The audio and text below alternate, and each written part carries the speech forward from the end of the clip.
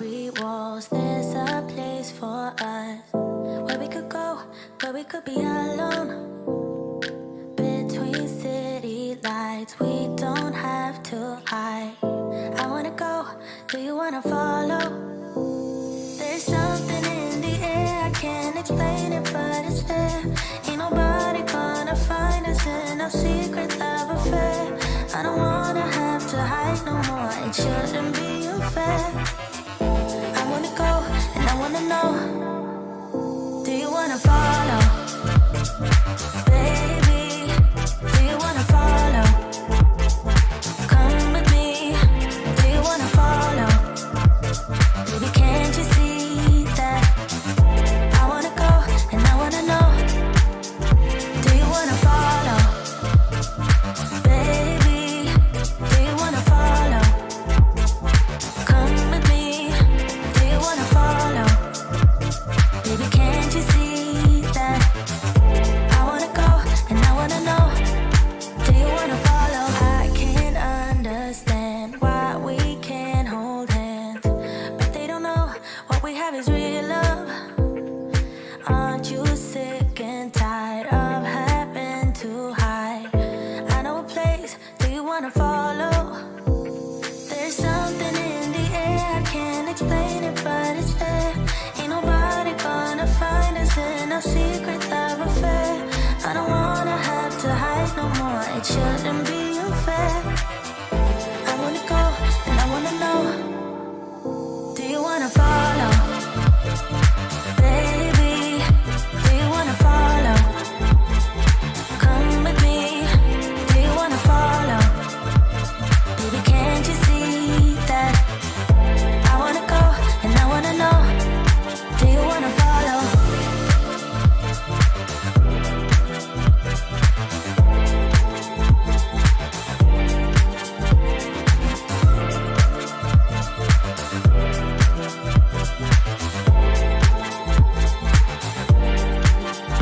Do you wanna follow? Baby, do you wanna follow? Come with me, do you wanna follow? Baby, can't you see that? I wanna go, and I wanna know, do you wanna follow?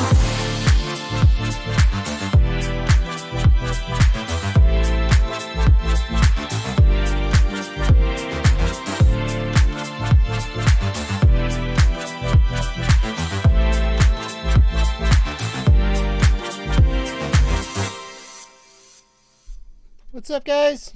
It's Joshua Bardwell. It's Monday night, and it's time to stream. How's it going, everybody?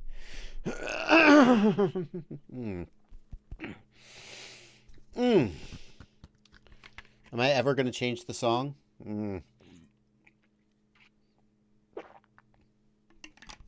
It's for those of you who like the drinking ASMR. Should I change the song? What do you guys think? Yes or no? I wish I could take... Can you take a poll? I wish I could, like, take a poll in the, you know... Is there some way I could take a poll in the chat? I don't think there is. I don't think I'm going to change the song. I've had the same outro for my videos for years. I made an outro once, and then I, like... Uh-oh, hang on.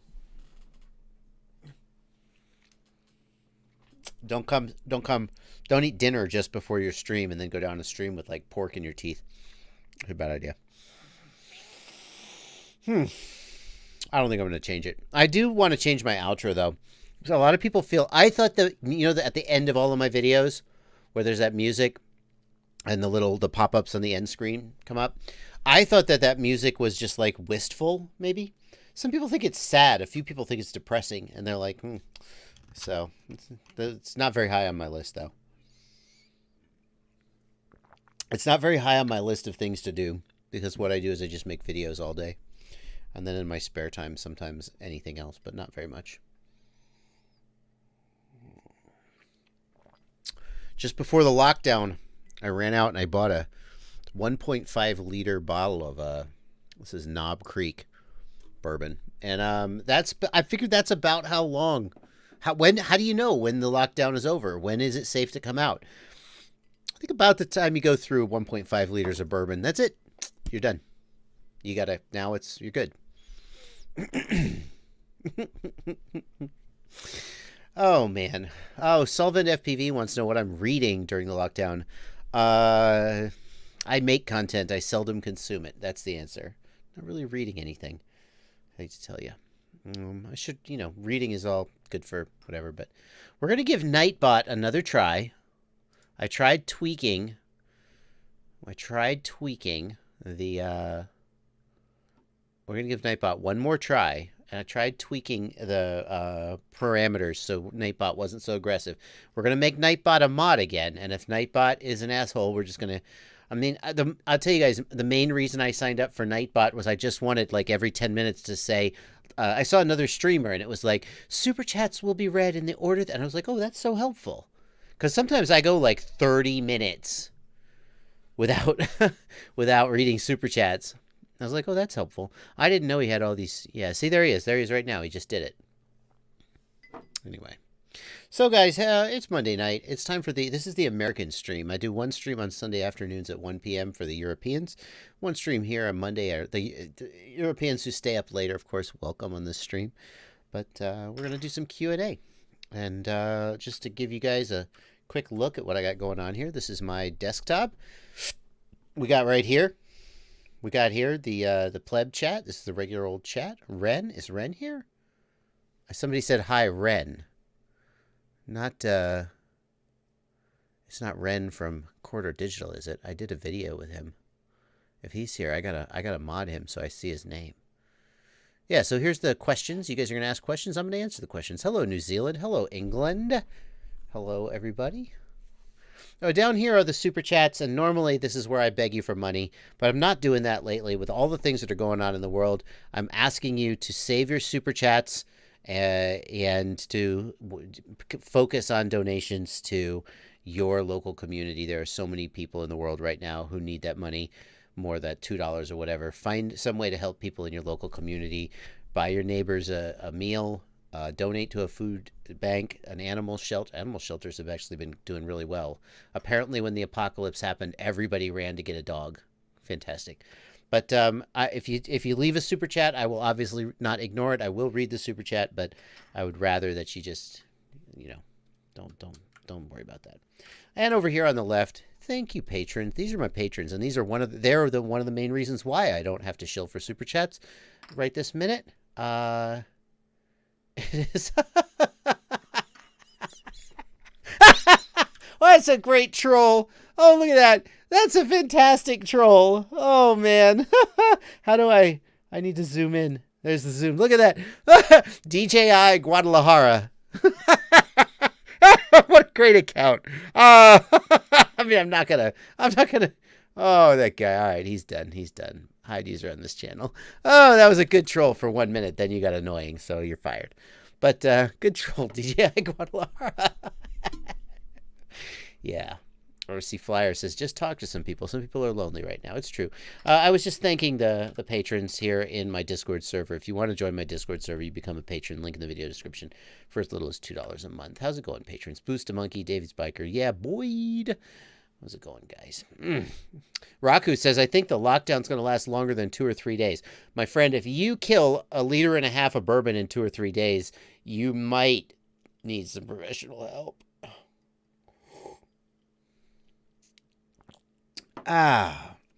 So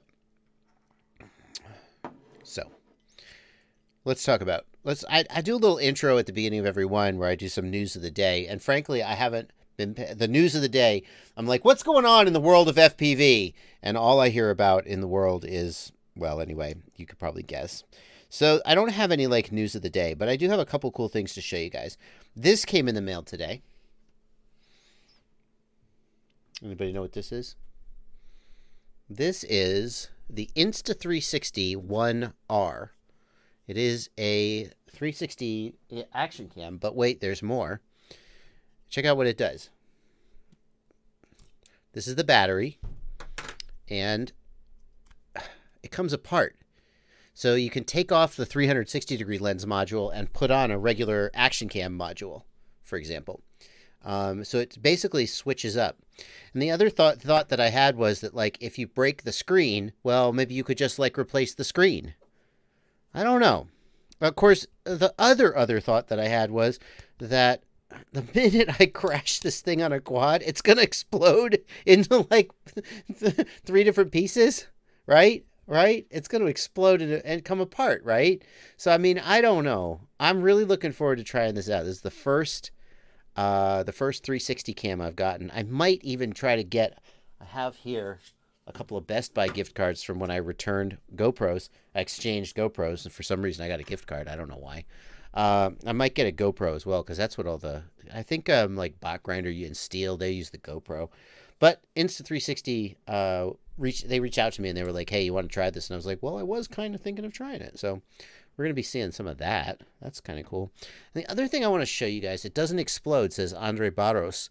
I have the 4K. It can take a beating. You got to print a 3D holder to keep them together. That's what I'm thinking. I'm thinking if you just had the right 3D printed mount, it would keep them together, or they wouldn't explode. So one of the cool things that it can do is you can actually connect it together with a wire. And if you have 2 of the 360 modules, you can put one above and one below your quadcopter. And then the quadcopter is literally just invisible. So that was kind of cool. Yeah. The other thing I want to show you guys, and I'm even going to change my camera's focus for this, which I normally don't do. I'm not going to zoom in, though, because that would be annoying. What is this? Hello. This came in the mail today. Oh, my goodness. What is that? Yup, it's the prototypes. I got like 3 or 4 prototypes of these. Despite all that's going on in the world, thankfully the manufacturer was able to get us some prototypes. Now, I already had one like hand soldered prototype. These are actual like manufactured prototypes, and if these guys pass the test, then we will pull the trigger on manufacturing. And then when we do that, in a few, realistically, I mean, I think realistically 6 or 8 weeks at the fastest, they will actually be in the store. But we're getting very close. Can I fix that?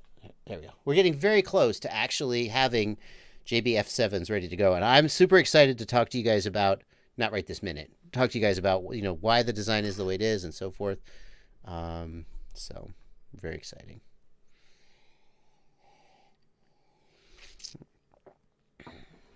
So let's do it. Let's get on with the questions and answers. All right. Do a video with the Insta. I will be. Does it have HDMI out? I'm not even sure if it has HDMI out. Does it? I can't do like a live stream with it. One of the weird, yeah, it does have it. That's a USB, not HDMI. One of the coolest things about it is, like, I was playing with it on my phone, and it has auto stabilization, which I guess I kind of knew, but like I was holding it up and I went to turn it, and the view on my phone didn't move because it's auto stabilizing itself as you turn it. The view doesn't move.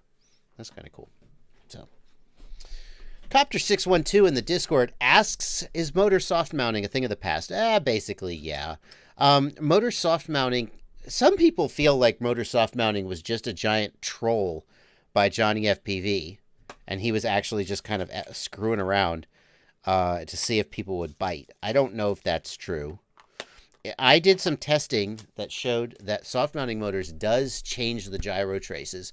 It is not just placebo. But the question is, soft mounting the motors is a pain in the ass, because if the screws aren't tight, then the screws tend to fall out. And if the screws are tight, then the soft mounting is no good because you've clamped it down and crushed it.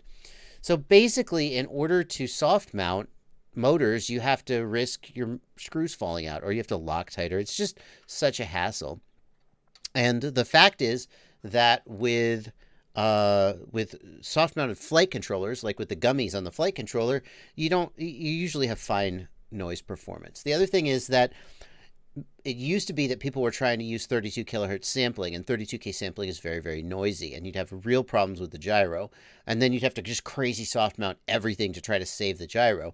Well, Betaflight at least has gone a different direction and said 32K sampling it's a hokum, we don't need it. At which point you have more noise resistance anyway, just by nature of the fact that you're only sampling at 8 kilohertz. So yes, for motor soft mounting is like, it was never the be all end all that it was like touted as. If you have a quad that has a soft mounted flight controller and is reasonably tight and clean and new, then you don't need to soft mount the motors. So, and it's such a hassle that I just don't deal with it.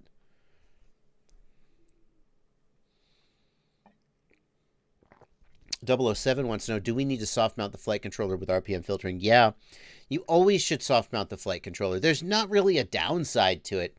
In fact, using the flight controller gummies, and basically all flight controllers today should just, I feel like they should just come with gummies. That's the right way to do it. Using the gummies protects the flight controller from damage. So if you have screws going up through the flight control stack and you take a big hit, those screws can put stress into the flight controller. Well, if you've got gummies, it protects from that. And that's why some ESCs come with gummies. You might have said, why do ESCs come with gummies? ESCs don't have a gyro. Well, it's to protect it from damage. So I definitely think that that's called, I would just soft mount all flight controllers. I wouldn't want to deal, if I had one that didn't come with gummies, I might hard mount it and just deal with it. You can get away with more than you ever could because of things like RPM filtering, but soft mounting is just, is really what to do. So.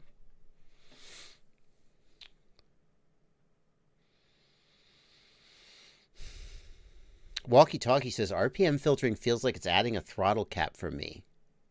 No idea there, man. RPM filtering, that doesn't, like, I'm not sure what you're feeling. That doesn't add up for me.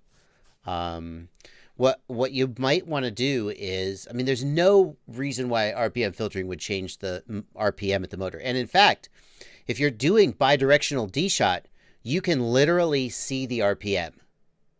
Because bidirectional D-shot reports the motor RPM in real time. So you could log RPM using black box, or I'm pretty sure you can put motor RPM in the OSD of your DVR. And what you could do is you could just do some full throttle pulls and you could measure voltage versus RPM and see if the RPM changes when you turn RPM filtering on or off. You shouldn't see any change in RPM.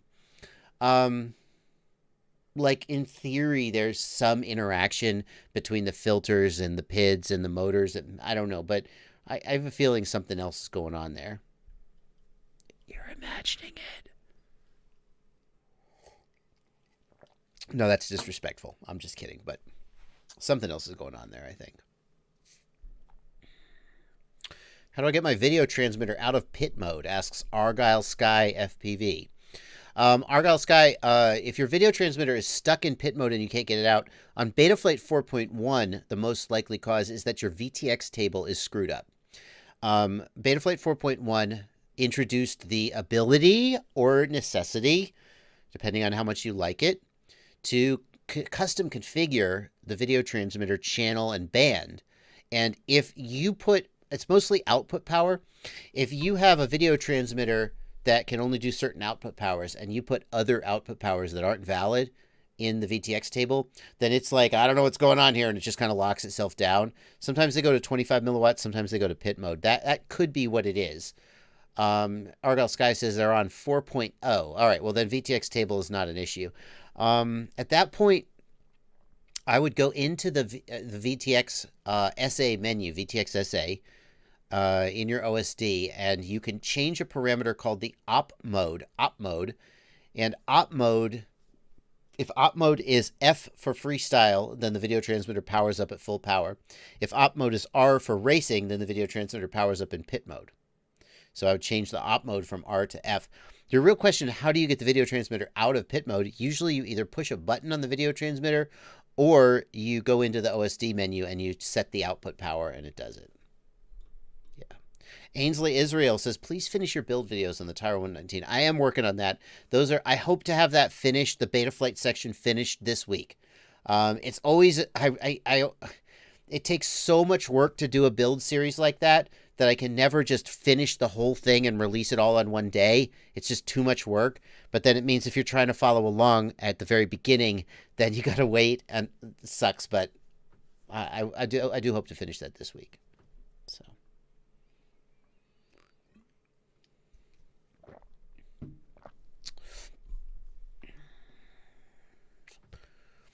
Let's see. iJuice in the Discord wants to know what's the best recommended hover point for your gimbal. Mine's around 20 to 25%. Feels too low. iJuice, that depends a lot on your skill as a pilot. Racing pilots who are very used to having very, very powerful quads get used to having a low hover point and just deal with it. It is true that the lower your throttle hover point, the harder it is to hover and the harder it is to control your altitude and descend. What you can do is you can use a throttle curve to change the hover point, but I really don't like having a nonlinear throttle. So you can also just use a throttle scale to chop off the top end of the throttle. Now you'll have less top end power, but the question I always ask is how often are you really at full throttle anyway? If you've got such a powerful quad, chances are you're not at full throttle that much anyway, and maybe you could just set like an 85% throttle curve, and that would give you a little more control at the bottom. Fear for Fun in the Discord. Let me get a couple Discord questions out of the way. Thank the patrons. F7 versus F4. What are the major differences and why should a person choose one over the other? F7 is faster. F7 is a little more expensive. You'll typically see F7 flight controllers being $5 to $15 more than F4s, depending on the other features they bring to the table. The big thing an F7 has, in my opinion, is that the UARTs all support inversion natively. So instead of like an S-Bus pad and a SmartPort pad, you just have UART 1, 2, 3, 4, 5, 6, transmit, receive, and you can just put whatever you want on whatever UART. F7 is faster, and the UARTs are simpler to configure. That's the short version.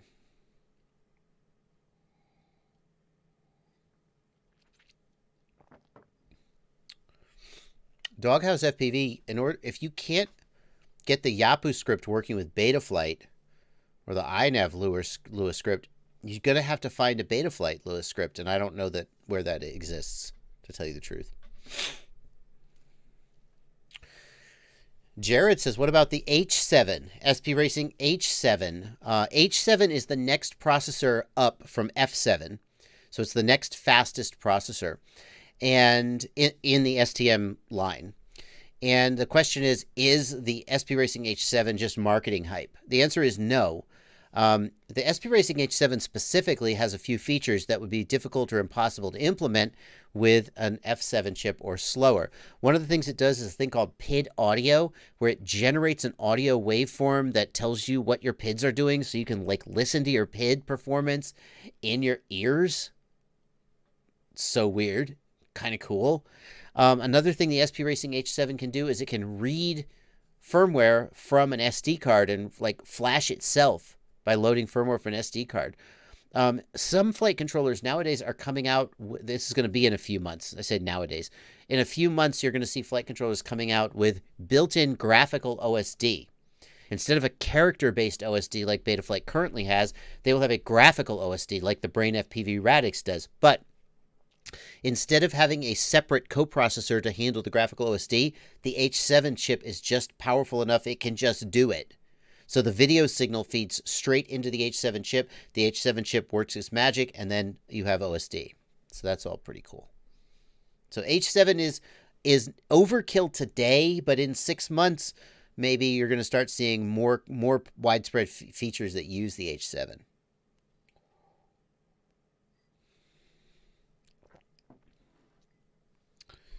Yeah, Doghouse agrees. The H7 is faster, but also adds some multimedia features. Yeah, you can do audio and video processing built in, and that's kind of cool. Rob Collins wants to know, is there any update from Fatshark about an HD FPV goggle module? I want HD, but I'm waiting for a module for my HDOs. Rob Collins, sometime around, I guess it must have been January, there was a comment on an RC Groups thread from Fatshark, like their actual account, teasing something coming in the spring. And who knows if that timeline has been affected by the whole situation with the coronavirus, but I assume that what they were teasing is, I don't know. I mean, could it be a module, or maybe it's a new goggle with like built-in Bifrost? I don't know. But sometime in the spring, Fatshark was supposed to have something new. Don't know if that's still on track given all that's happened in the world today.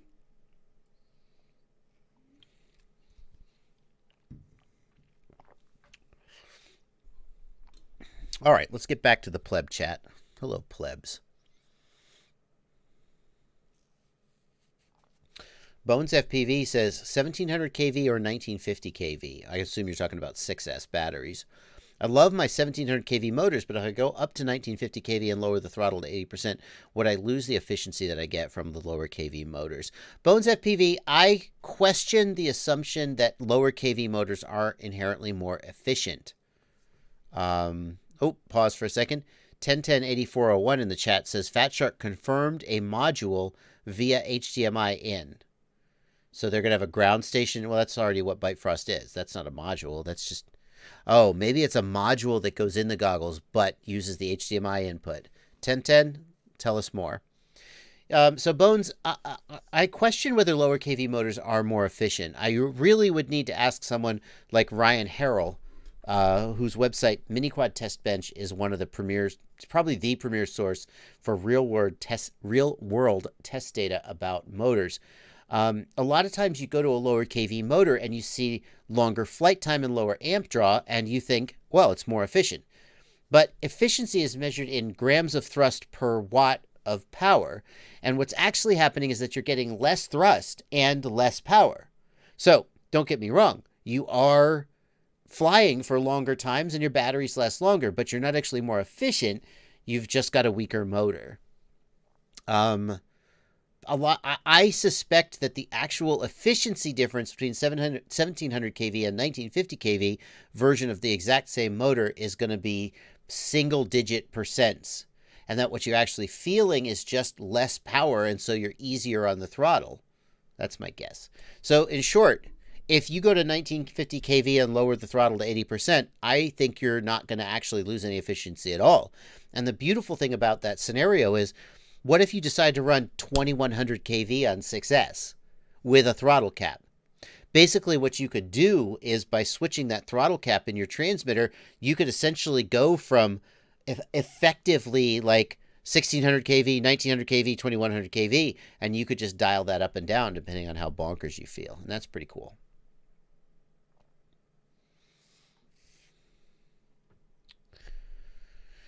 Let's see here.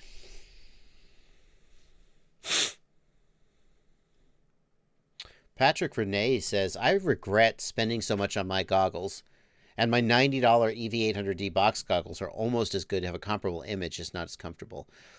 Patrick, if that's how you feel, then sell your goggles. Somebody will buy them off of you. Some people do feel that way.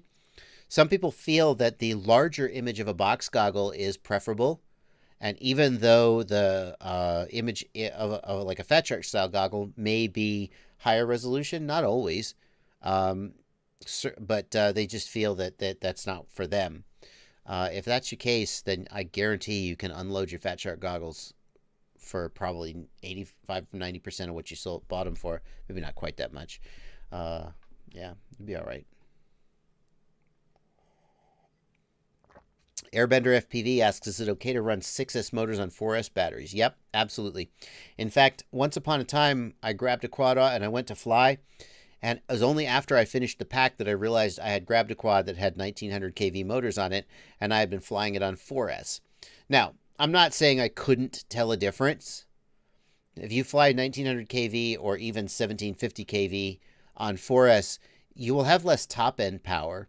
But depending on your flight style, you might not see as much difference as you think. Because, like, how often, go back to the question I asked earlier, how often are you at full throttle? So if most of the time you're kind of around between, say, 30 and 65% throttle with occasional, like, pops up to full throttle, you actually may not notice much difference flying 1750 kV on 4S versus 2400 kV. So you totally can do it. You'll get longer flight times. You'll have a little bit less power to like pull out of a dive, and certainly less just top end straight line speed. But you certainly can. So you can fly freestyle and cruising 6S motors on a 4S battery. Yeah, totally.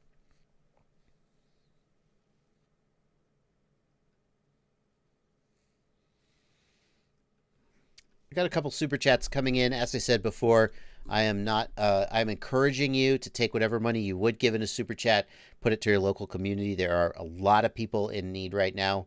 A lot of people who don't know where their next paycheck's going to come from, or or whatever. And so if you've got $5 or $10 or $20 that you would give in a super chat, by all means, keep that. Hell, keep it for yourself.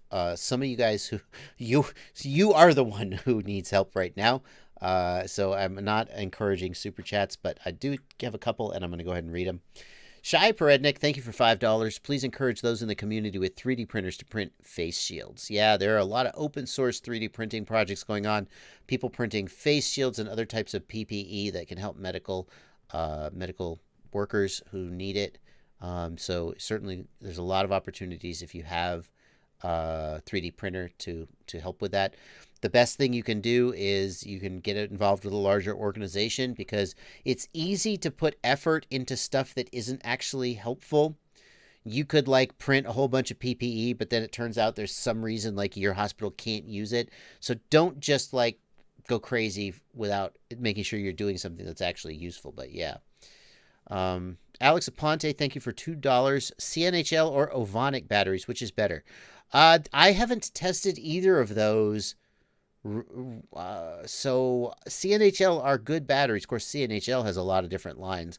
There are a couple local guys here in Knoxville who swear by Ovonic, and I don't know if this is true, but I have heard some rumors that Ovonics are off-brand tattoo. So I don't know. I would say they're both decent, and I couldn't pick a winner. Not just for lack of information. Coelho FPV, thank you for $5. When soldering the plus V LiPo input wire to an ESC, is it important to wet the laminates with solder? Yeah, you always should tin the pads. And if you really want to do things right, you should always use flux. Okay? Always tin the pads. Yeah. Let's see here. We got a link here. Thank you, Simon Saucy and 1010. This is a link to an RC Groups thread. Let's see what we got here. Fatshark. This is, by the way, the official Fatshark RC Groups account. So this is legit info from Fatshark. Unless, like, their account got hacked. But I think we would know about that. And in this post, Fervent is saying, something's going to get released in the coming months, so you probably should not buy the current beta version, which will soon be deprecated in terms of performance, support, maybe price. Is it going to be a goggle module? What is it? And Fatshark says their upcoming solution has an HDMI cable solution that's pretty slick. It will be compatible with older Fatshark models and some alternative brand goggles. The goggles with module and all connections still tightly fit inside the existing goggle case, even with a rapid fire inserted. What the hell? So what Fatshark seems to be saying is, I mean, they have a solution coming, a digital solution. It works with the HDMI input, so they probably have some kind of like flat HDMI cable that wraps around to the HDMI plug on the goggles. That's my guess. And it must fit inside the battery bay. Not the battery bay, the head tracker bay. I mean, that seems like that's how it's got to be. It fits inside the existing goggle case. Wow. That's pretty sick. That's pretty sick. That's pretty exciting. How about that? That's something. Thank you for sharing that, guys.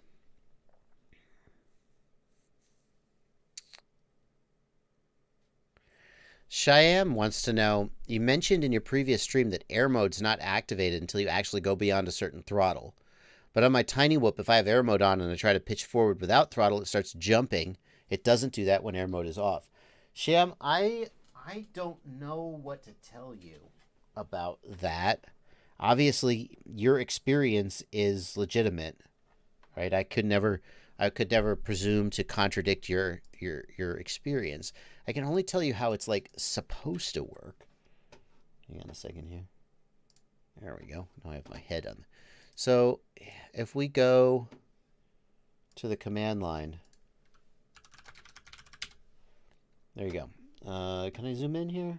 Oh, I don't have the zoom set up on this screen. That's too bad. Yeah, so this is this parameter, which you probably can't read because I don't have the zoom set up on the screen. Air mode start throttle %. And it's set here to 25, which means that air mode does not turn on until your throttle hits 25% for the very first time. That's how it's supposed to work, Shyam. So I would say check this value, get air mode, and check that value. And like, if that value is set to 0, then air mode is active from the beginning. But that's the whole purpose of that, is to prevent the hopping and bouncing.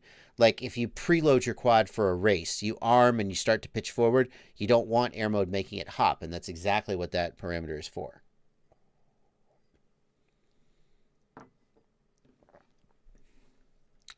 Will Eachine launch some digital system this year? I haven't heard anything about that, David Alcantara. Haven't heard anything about that.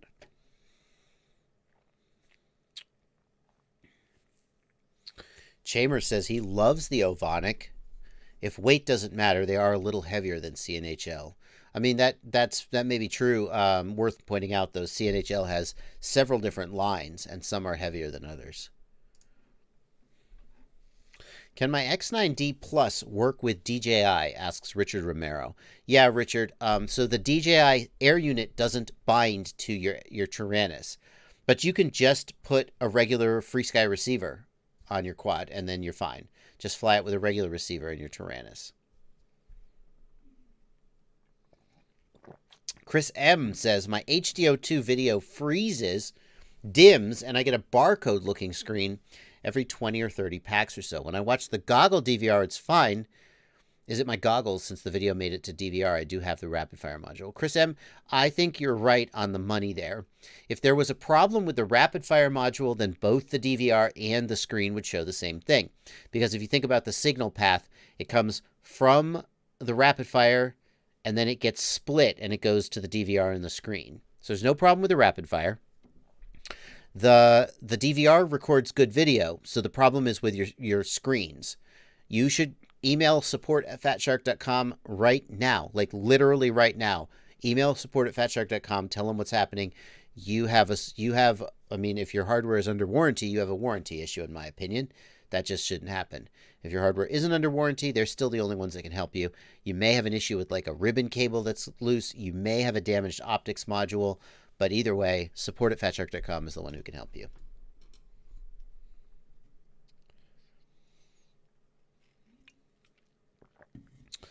Doghouse FPV is still trying to get a telemetry screen. I mean, Doghouse, there are third-party apps if you're using iNav or ArduPilot. There isn't a third-party telemetry app for Betaflight because nobody does that with Betaflight. Betaflight is for racing. The closest you're going to get is like on the on the Jumper T16, the Horus X10, and the other radios with the big color screen. You can have I don't have my radio nearby, but you can have a telemetry screen that you put like widgets on the screen and lay it out. It's not like cool and colorful and anything, but that's the closest you're going to get. But Betaflight, just nobody is working on that because that's just not what Betaflight users do, except for you.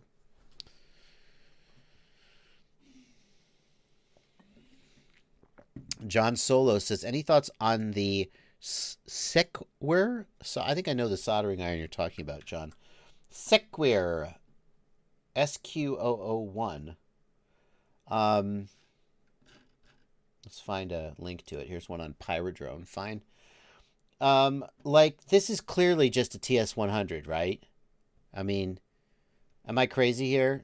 This Sequire Mini SQ101, this is just a TS100. And I don't know what's, like in China, like there's a company and then suddenly there's a new company with a different name making the same product. I have no idea why, but this is obviously just the same product being made. Like, so, I mean, I would buy it. I have no idea. I think it's the exact... for all I know, it's made in the same factory. I wouldn't be surprised to hear. And for some reason, they just decided they wanted to knock the price down. But yeah, I would totally buy and totally use this if my TS100 died. I know people who've bought this and used it, and they say it's fine. So yeah, I would totally use it.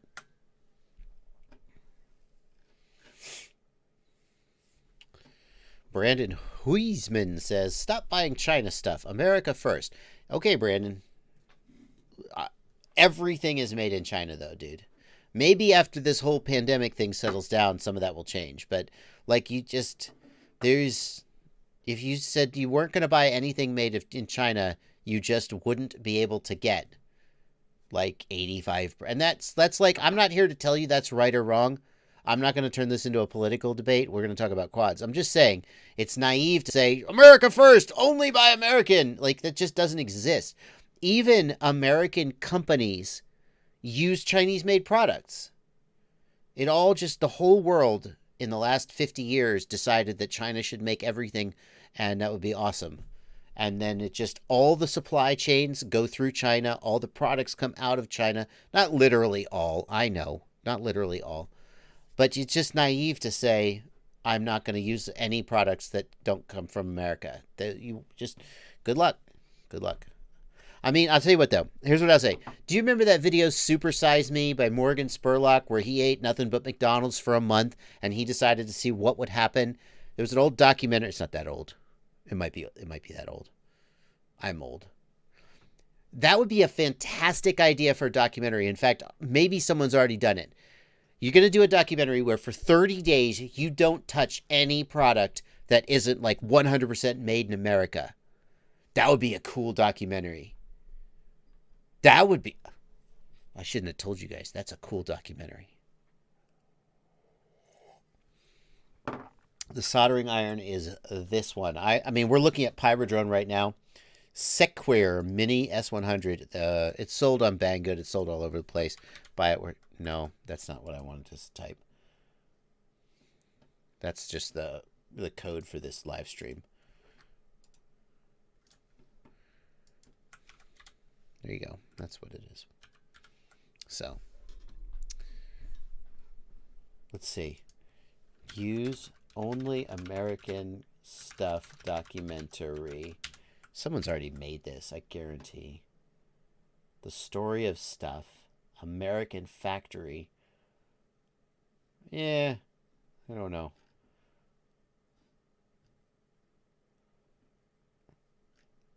Well, anyway. Nick Burns is here. Nick Burns. Nick Burns is going to be tagged as a moderator. Nick Burns. Stop scrolling the screen, please. Nick Burns is a moderator. Nick Burns, one of the smartest guys about micro quadcopters. I should talk to Nick. OCDFPV, where is that?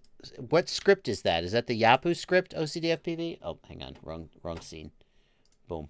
OCD, that looks like the Yahoo script, though, but does that actually work on Betaflight? Does it work on Betaflight, though, dude? No, it's INAV. See, I knew it. Yeah. Nick, you're not a mod, dude. I just tag people as a moderator so their name turns blue, so I can see when, like, people who I, like, other, YouTubers, and I'm like, ooh, so-and-so showed up in my chat. Anyway.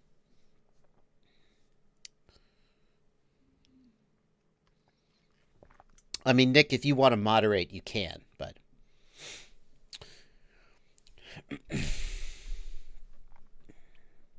Tyler Holloway says, I powered up my VTX with no antenna for a minute or two. Now I've noticed when I power up everything, my VTX gets very hot. Is that normal or did I mess something up? Tyler, the VTXs always get super hot. You probably are just nervous about it now, so you're noticing it more. What you would notice if you burned the VTX, I mean, powering up your VTX with no antenna can damage it. Not all of them will be damaged, but some of them will. A lot of them will.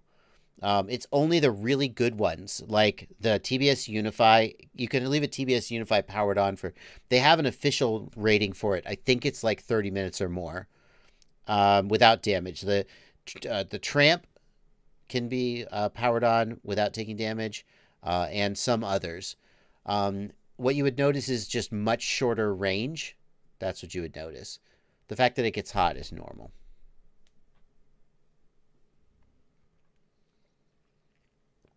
David Gilson says, hey, Joshua, Bardwell. On the RunCam Racer 2, is there any advantage of UART control instead of the cam C-pad on the flight controller? Yeah, for sure. UART control is totally what you want.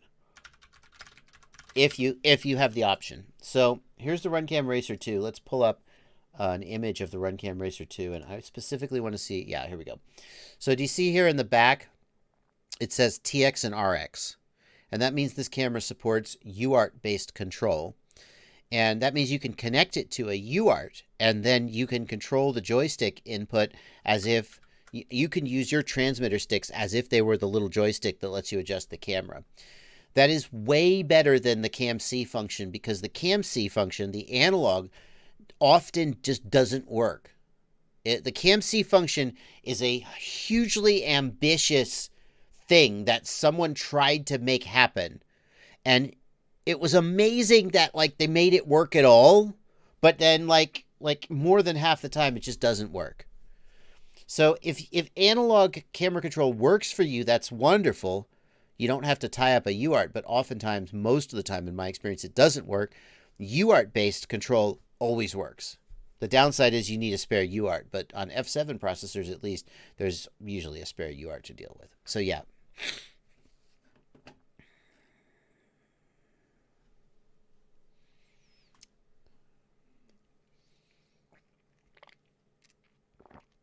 Maiden Flight wants to know thoughts on the Rush Tank VTX. Yeah, Rush Tank VTXs are fantastic.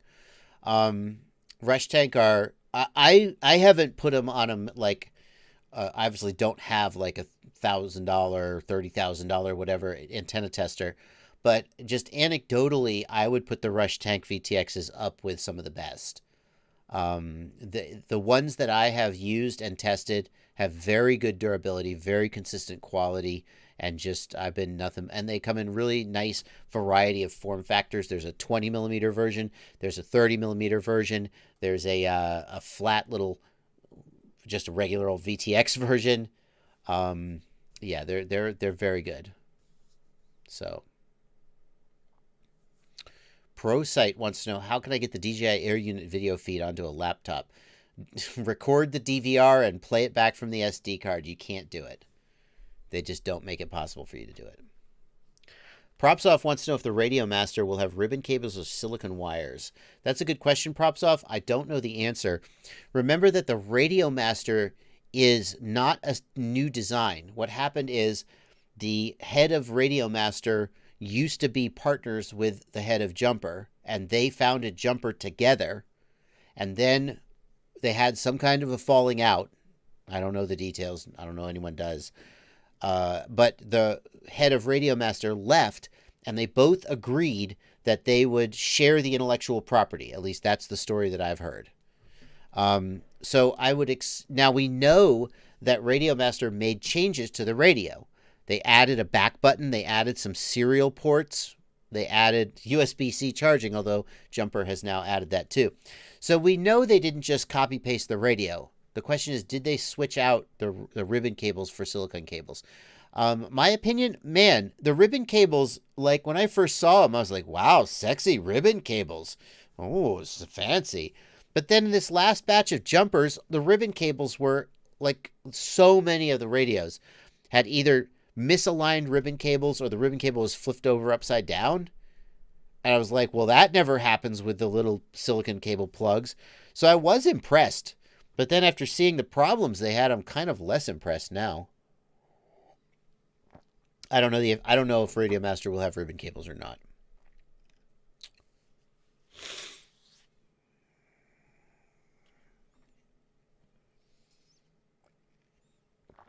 iControl says my Rotor Riot Cinewhoop feels a little squirrely when I fly cinematic.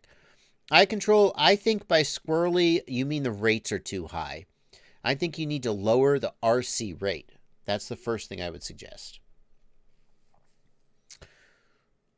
That's the first thing I would suggest. Efren Palazone says, is it possible to control a second flight controller like a VPN through another flight controller? No. I mean, anything's possible if you know how to write code, but I don't know of anything that has that built in. Nope.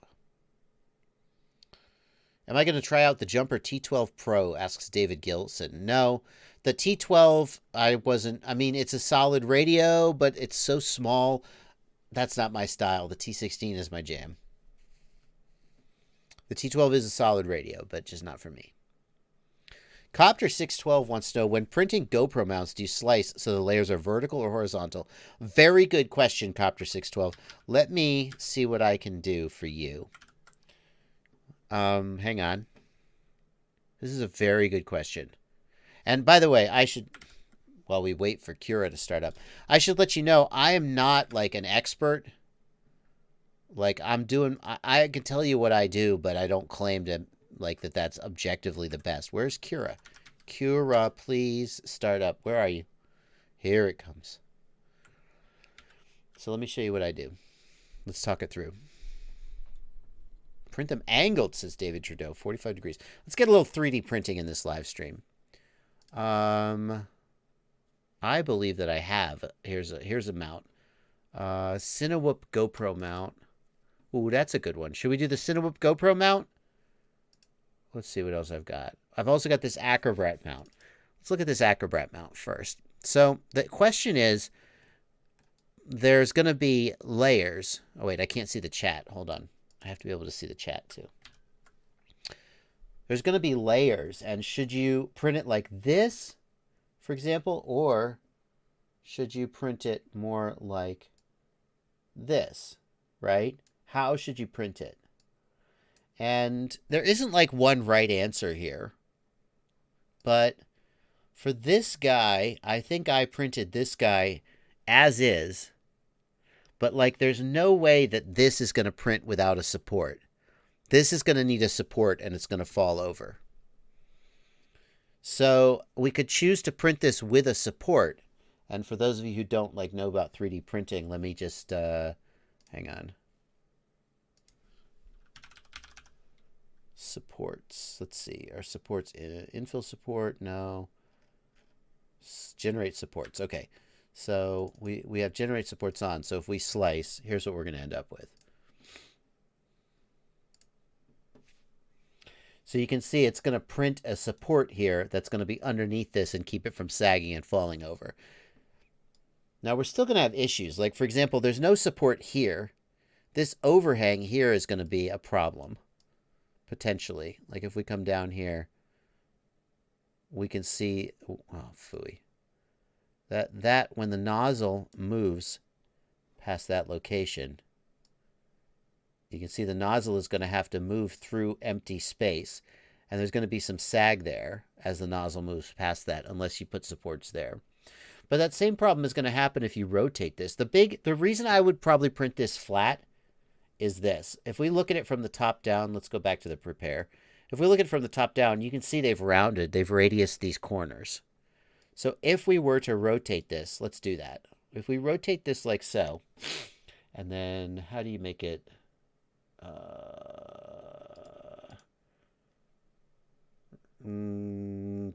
How do you make it flat on the build plate? Shoot, I can't. No, I need to change the Z. That's it. Move Z parameter to 0. Okay, so now if we were to print it like this, do you see that we'd have? This would be a real pain in the butt. I don't think that I would print this one like this. I also think this would just be weaker along this axis. So, oh, I know, copter flights. I know we could turn supports on everywhere. I was just saying we should turn supports on because this overhang is going to be a problem. So I could print it this way, and these would probably print without supports. No. This right here, you can't. This wouldn't work. Here's the problem here. Let's look at the slice. Right here, the way this goes down, this layer right here would just be hanging in empty space and it wouldn't work. Yeah. So, oh, and of course this would be a mess. Look at this. We would need supports all the way through the inside here because we've got this huge overhang. So this is just the wrong way to do it. So for that one, I would definitely print it as we originally saw. Now for this guy, let's take a look at this guy. So this is a Cinewhoop mount. And for this guy, I'm pretty sure I printed this sideways. So you could see that if we printed this right side up, like there'd just be all this unsupported stuff. I don't think you could do it, not without supports. Oops. Oh, crap. What did I just do? Because like this section here, look at how this would... Let me turn supports off. If we turn supports off here and we preview it, look what's going to happen. The nozzle will have to print into empty space as we come down to here. Do you see that right here? This section just begins appearing an empty space, that can't happen. Physics doesn't allow that. You see? So this would just end up noodling off into space. This is no good. If we printed with supports, we could do this, but it's just going to be a mess. So this guy, just like you see, we'd have to come all the way up here. That's not so bad, actually. This overhang, this angle is definitely printable. So, oh my God, the bots are back, you guys. I'm so sorry, you guys. The bots are back. Hide user on this channel. Alexis Brill, hide user on this channel. I'm sorry, guys. I hate these bots. I don't know what to do. Okay, 007. Whatever, dude. Don't abuse your power. You're a mod. 007 is a mod now. Don't abuse your power. Like, if you got to this section, it feels like you could print this. The overhang angle is not so high. I'm not saying it would be good, but it feels like you'd get away with it. Whereas the way that I printed this one, I'm sure I remember how I did this. We're going to rotate this 90 degrees like this. Is there a quick way to make it sit flat on the build plate without having to just set the Z to 0? I know there must be. No. So you can see, oh, if we print it like this, I would do it with support. Because again, this part here is never going to print. It would just need to make this curve in empty space. You can make straight lines in empty space, but not curves. So we would need to print it like this. And we'd say generate support.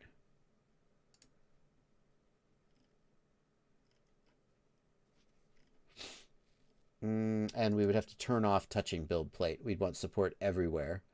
And now if we splice that, well, you'll see what we get. So here, we're going to get support here to protect this overhang. That's fine. And we're going to get support in here to protect this overhang. And that's how I would print that, probably. But then this big one here doesn't need support. So, yeah, there's a... Oh, there it is. Thank you. The snap to build plate. Where is it? Is it in move? Wait. Is it in rotate? Oh, perfect. Yeah. Select face to align. Thank you. That's the one. Yep. So the other question that you could ask is which is stronger? Which is the stronger way to have the layers run? And I mean, it seems to me like it's going to be that the seams, the horizontal seams, are going to be weaker, and it'll tend to tear apart there, especially if your settings are not correct. Whereas it'll be stronger along the axes. So, anyway. Bad Habit RC says, how did you get the Cura thumbnails in your folder? What you mean is, here. How did I get these thumbnails? To tell you the truth, man, I don't remember. I looked up Windows Explorer Preview STL thumbnail. And I found a plugin that does it. I don't even remember, but that's what you should do too.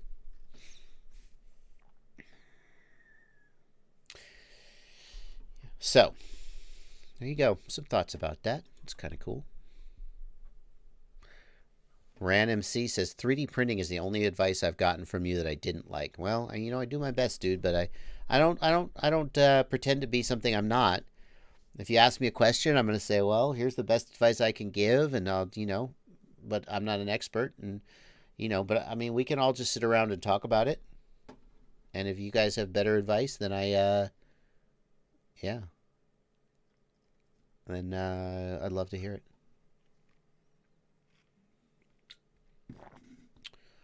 Yeah. Anyway, kind of cool. Got a couple more super chats coming in. Let's get it out of the way. Pickle Rick FPV, thank you for $2. I have Attitude V5. Should I get a 16.9 or a 4.3 cam? Pickle Rick, you should get a 4.3 cam in my opinion, and I'll tell you why. The Attitude V5 has 16:10 screens. So you would think maybe that you should get a 16.9 and it'll kind of stretch up, but that is not, as far as I know, how it works. my understanding of how it works is that the Attitude V5, because think about it, there's no such thing as a 16:9 or 4:3 NTSC signal. The camera has an aspect ratio, but the signal just has lines and verticals and, right, it just has picture information. So the Attitude V5 treats the incoming image as a 4:3 image and then slices off the very top and the very bottom to make a 16:10 image. If you use that with a 16:9 camera, it is going to stretch it and then slice it off, and it's going to be just like totally messed up. You should use a 4:3 camera and understand that you're going to lose a little bit at the top and bottom of the screen. That's my opinion. Vic and Air, I wish the best for your family members who are positive for COVID-19. The majority of people recover. I've heard some people say between 30 and 50% of people have no symptoms at all. I don't know if that's not, a significant number of people have no symptoms. I'm going to guess your family members are not among them, or we wouldn't be having this conversation. 80% of people recover without hospitalization. I just hope that your family members are in that 80%. And, you spend a few days feeling like shit and then get better. And the good news is this: if you get coronavirus, if you get COVID-19 and you come out the other side, they can't be 100% sure, but they're pretty sure that you will have immunity for at least a few years, if not longer. So if you get through it, then the good news is that you no longer have to worry about getting it, and by the time you lose your immunity, probably will have a vaccine. So, but I wish you the best.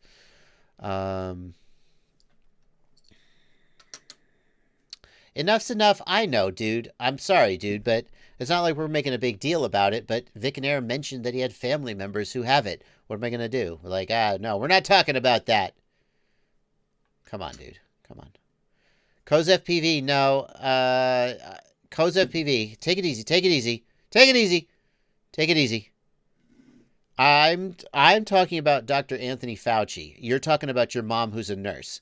I'm only repeating authoritative things that people who seem to know what they're talking about say. I know that there have been some cases where people tested negative and then tested positive. My understanding is that most experts feel that those tests were inaccurate, not that you can get reinfected. Coz FPV, you are spreading misinformation by saying that people are getting reinfected. You should more correctly say that sometimes people test negative and then test positive again, but since the tests are not 100% accurate, that does not mean they're getting reinfected. It just means that they didn't completely recover and the test was wrong. So don't accuse me of spreading misinformation, and now we're going to stop talking about it.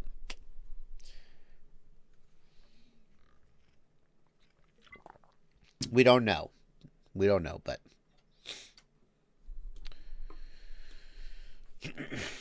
is there a way to do a trainer wire between a Tyrannus and a Spectrum? Joshua Leto. Joshua, the buddy box wire between most devices is a PPM signal. Chances, I would bet a good amount of money that buddy box would work between Spectrum and T16 or OpenTX Tyrannus. I haven't tested that. It's slightly possible that you would need to make a custom cable because the pinout might be different, but I would bet good money that the PPM signal would work between them. So I think you could do it. I think you could do it. I was reading super chats. Invalid Flaw, thank you for $5. Any tips on tuning a Tricopter yaw PIDs? My 5-inch mini tri is experiencing yaw oscillation when flying. I'm sorry, dude. I hate to tell you this. That is the curse of the Tricopter, and so many people just give up on Tricopters because they can't solve it. So if you look at what David Vindesal, the famous Swede, and the world's biggest proponent of Tricopters, I think that's fair to say, he invented his own firmware called Triflight that was specifically designed to make Tricopters fly good. He invented his own flight controller, and I don't think he invented these, but he started using a 4-wire servo. So normally, servos have power, ground, and signal, but the flight controller doesn't have the ability to actually know the servo position. The 4-wire servo has feedback So you can use a PID loop on your servo to make the servo hit a certain position as accurately as possible. That he had custom code in Triflight to help like determ on the servo, and I don't know. And still, sometimes you got yaw oscillations. If you're running Tricopter on Betaflight, I hate to say it, but like first of all, I have no advice for you. I have never built a Tricopter. I have never made a Tricopter or tuned a Tricopter on Betaflight, but I can tell you that the guy in the world who loves Tricopters the most invented his whole own firmware just to solve this problem. So good luck and Godspeed, but I think you're fighting an uphill battle. And here's the thing. The whole point of Tricopters was that they had good yaw performance, because back when Tricopters got invented, ESCs didn't have braking. So yaw performance was crap. And Tricopters was one way that you could get a quadcopter that could yaw worth a damn. We don't have to do that anymore. Look at Vic FPV.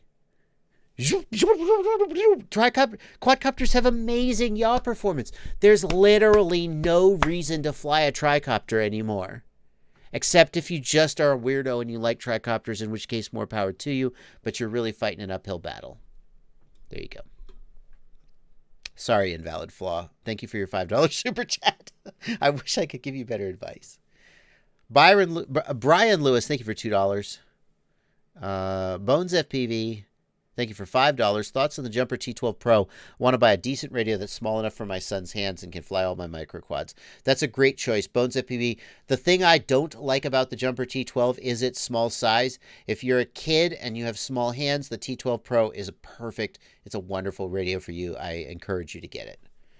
Daniel Wilder, thank you for $2. T-Motor F40 Pro 2, 2400 on 5S or Zing 2306. Oh my God. Spamming. Arnav Palawat. I'm going to put you in timeout because I don't think that you're a bot because you're not using emojis. But if you keep spamming like that, I'm going to just kick you from the channel. So don't do it again.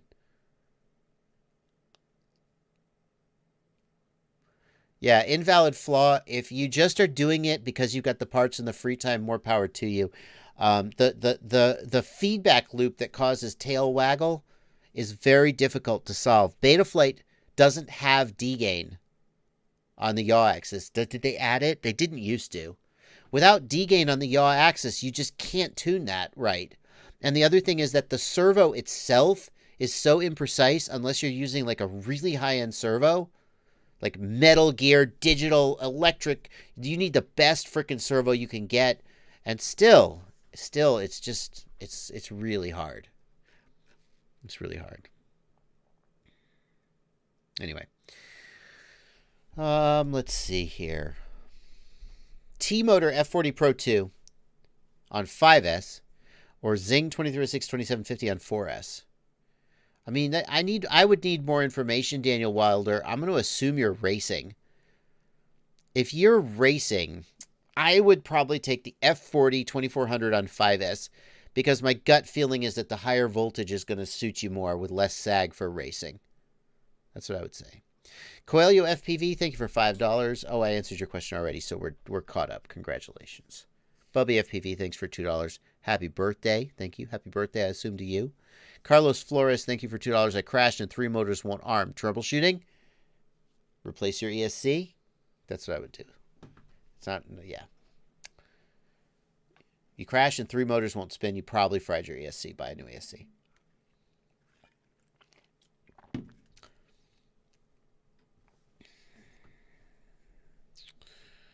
Harrison Grant says, how do I use a DSM JR module with my X-Lite? The X-Lite doesn't have a JR module bay, so you can force it. People run Crossfire Micro with the X-Lite. You can force it. Harrison Grant, what I would look up is, look up how to do a Crossfire mod on the X-Lite and do the same thing with your DSM JR module. It's basically the same pins, so it should work the same, I think. Props off, it is not my birthday. I don't know why Bubby FPV said happy birthday. Yeah, my birthday's in January. Nick Schwartz wonders, could you use a stepper motor on the Tricopter? It's an interesting question, Nick Schwartz. The stepper motor would hold position, wouldn't it? I don't know about that. The best solution, I think, is what David Vindestall did, which is a 4-wire servo, where the PID controller can actually know the servo position and adjust it using its own PID loop. A strong digital servo with a 4-wire connection will hold position as good as anything. But then the other problem you get into is the servo can only swing the motor so fast. It's just physics. It's just mass.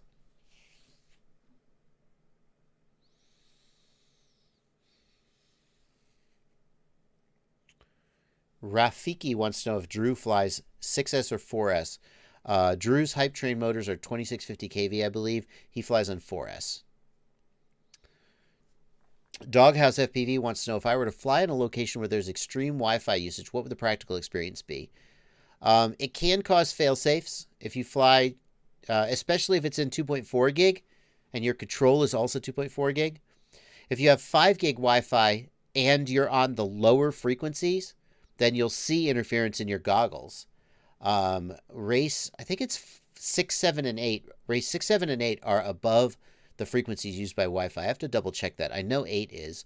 I think 6 and 7 are too, but I'm not 100% sure about that.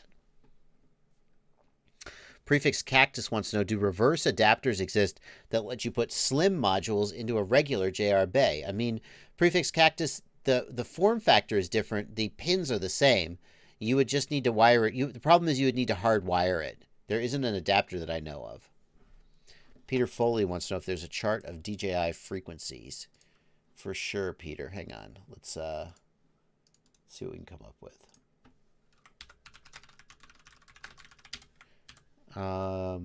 This one here is my favorite FPV frequency chart. Where's the one with yeah, this has DJI and Wi-Fi on it. One of my patrons actually made this. I think he's my patron. Oh, come on. And it's great because I'll paste a link to it here in the chat. It's great because it has... Was it you, 507? Was that you? It was you, wasn't it? This is yours. I can't always keep people's usernames straight from their emails from their real names, but I think it was 507 who made this. Oh, there it is. Yeah, look in the upper left. Haha, 507RC. Yeah, he's right here in the chat. This is my favorite one. It has the DJI channels, it has all the analog channels, and it has Wi-Fi. So you can actually see that race 6, 7, and 8, maybe 6 overlaps a tiny bit, but race 7 and 8 are free of Wi-Fi. You'll never get Wi-Fi interference on 7 and 8. And that's why I default all my quads to race 8, just so it stays out of use of my Wi-Fi. Stays out of the way, rather. Harrison Grant says there is a JR module adapter from GetFPV for the X-Lite. I did not know that. Efren Palazone wants to know if it's possible to use free UARTs with PinIO remapping to use as a switch to power on and off 2 cameras. So, Efren, I'm going to assume you're using something like the RealPit power switch. A UART by itself can't switch power. But if you are using RealPit or something like it, you can remap a UART pin using PinIO to control the RealPit. So, for example, if you have a UART and you're using TX4 for smart audio, you could remap RX4 to control the RealPit without interfering with anything. That will work. Joshua Leto wants to know if you can run Crossfire shot on the micro module. Yes, absolutely. Doesn't matter whether you're using micro or the full-size module. Fear for Fun wants the chart now. I'll paste it in the Discord too. Doghouse FPV wants to know, what would video feed Wi-Fi interference look like? It looks like white stripes in my experience. Thin white stripes. Not the full width of the screen. Maybe it's one scan line tall and it's white stripes going across the screen. If you want to see what it looks like, you need to move your Wi-Fi router to the right channel. So just take a look at the table, right? So put your Wi-Fi router on channel 161 and put your goggles on channel 5 and then put your goggles right up next to your Wi-Fi router, and you'll see what it looks like.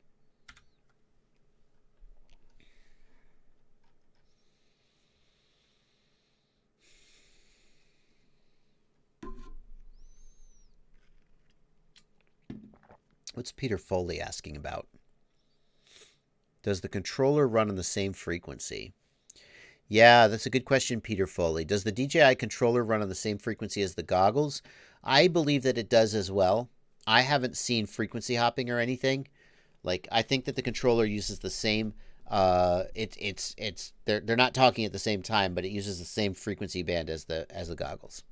That's my understanding too. Coz FPV says, I never have problems with Wi-Fi interference. I just knock the internet out every time I'm testing my VTX. Again, if you go to race 8, that won't happen.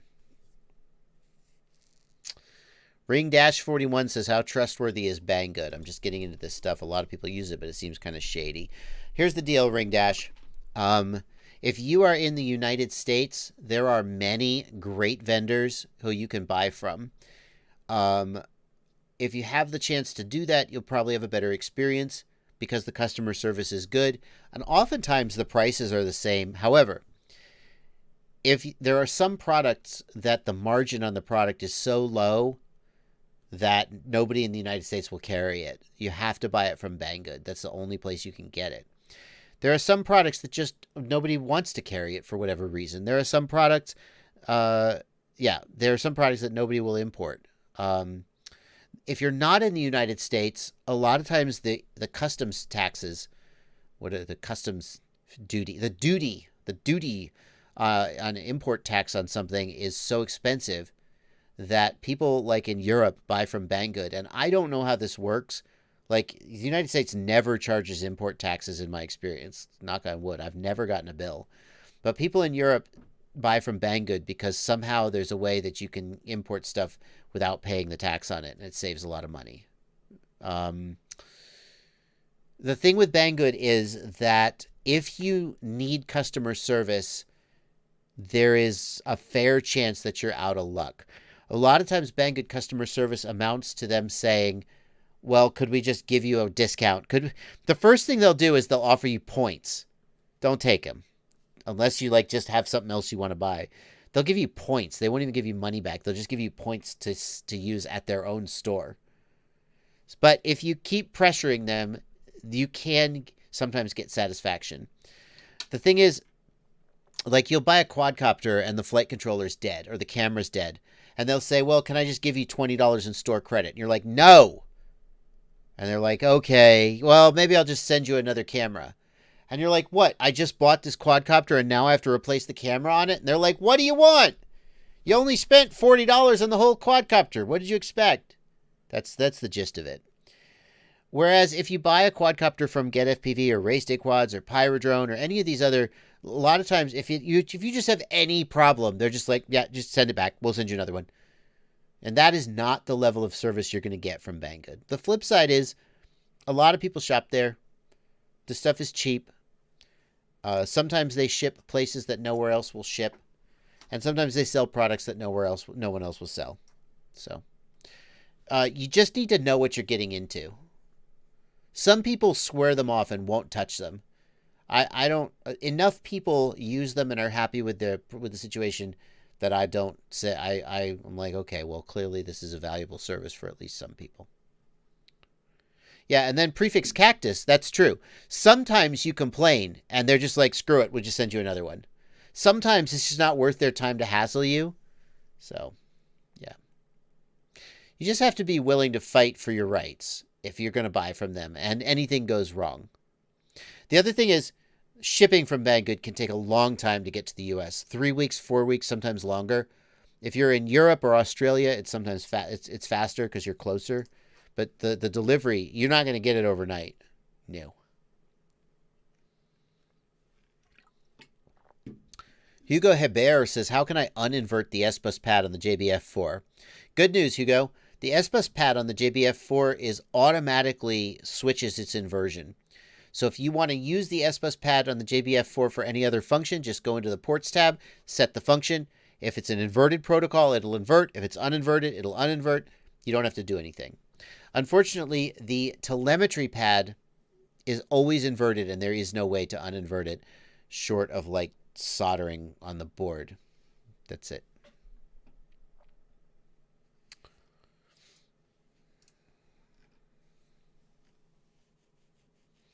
Granola says, how many batteries do I need to go out for a day of racing? I've got 6 batteries right now.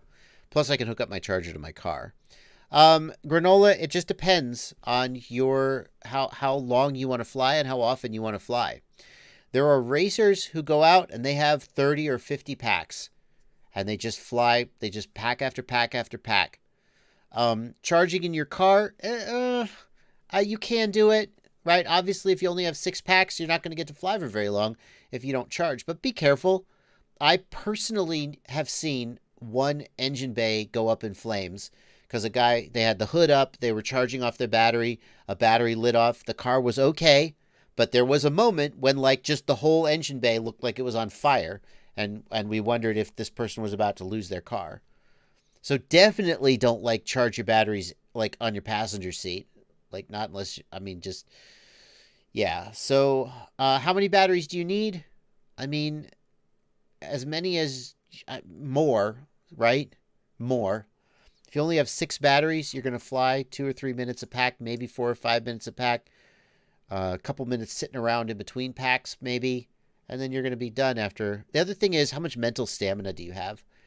I often show up at a Rotor Riot. If we go to a Rotor Riot shoot, I'll show up with 25 packs just because I want to be prepared. But like when you're flying in those bandos, I find it's like I'm so stressed trying to get a good flights, especially because the other pilots there are so much better than me. And like a lot of times I'll fly 8 packs and I'll just be like, oh, so stressed that I don't want to fly anymore. So the question is, more batteries will let you fly longer. There's no number. Like if you had 100 batteries, you would never fly them all. So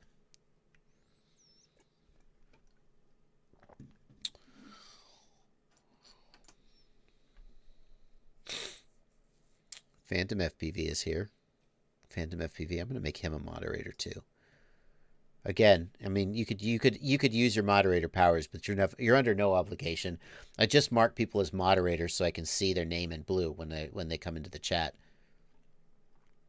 Max Klein wants to know, do you have tips for beginners to know what to wire to what pads? I totally do, Max Klein.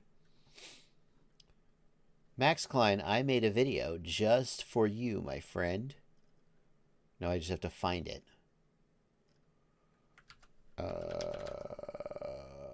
Where's the damn video? I can never find this stupid video when I want it.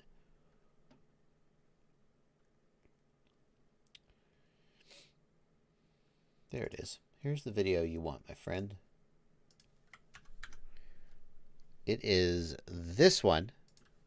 Wiring diagram. I'm pasting it in the chat. This video. Betaflight wiring diagram how-to. And it just goes through like how to wire up a flight controller to all the components. And like just think it through with me. So give that a try. Prefix Cactus says, how important is it to have many of the same type of batteries versus a mishmash of whatever was for sale at the moment? I mean, we always end up with a mishmash, don't we? If I find a battery that's good and I find a battery that is a good price, I try and buy a bunch of it. But what really matters is that you just have good batteries that you're happy with.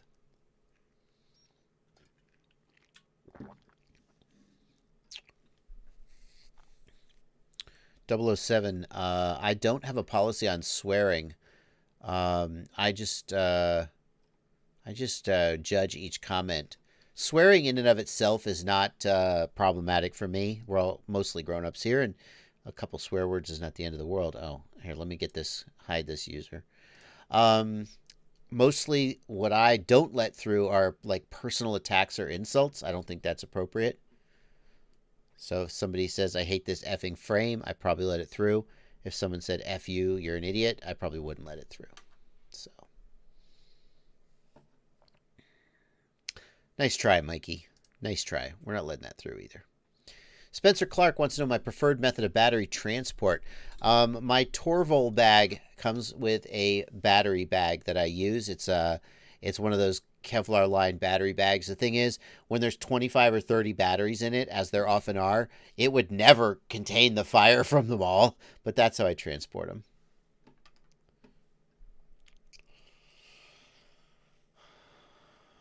Copter 612 says, do you have a different tune for different batteries? Copter, I would never tune different, like for a CNHL versus a Tattoo R-Line. I would never put myself through that. For 4S versus 5S versus 6S, you might tune differently for that, assuming you didn't change the KV, the motors at all. But no, I mean, I just have too many different. Some batteries are good, some are weaker than others. I'm never going to PID tune to that level of precision. Just not worth it.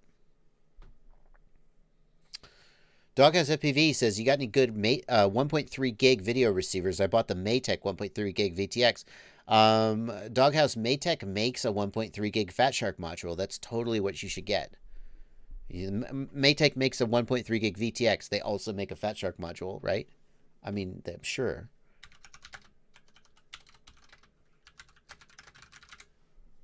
Clearly, surely, right? Yeah, here you go. Doghouse. How did you miss this, dude?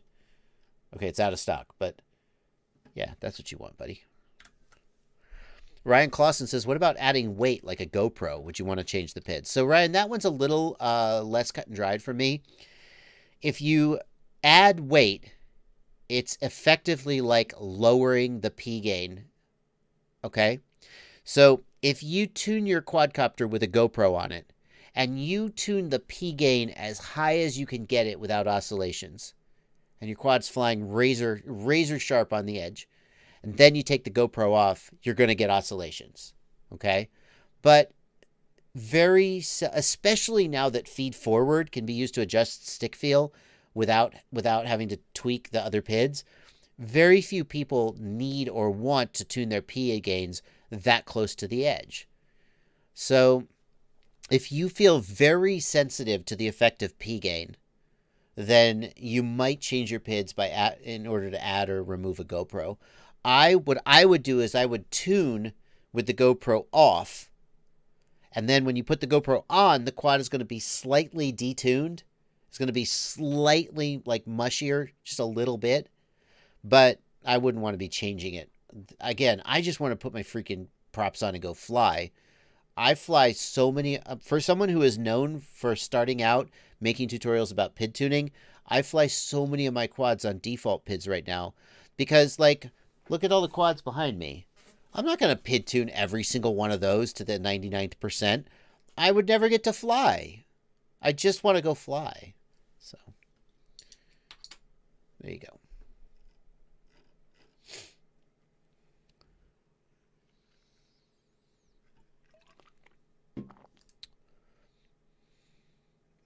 .007, I don't know if your mod powers let you hide users.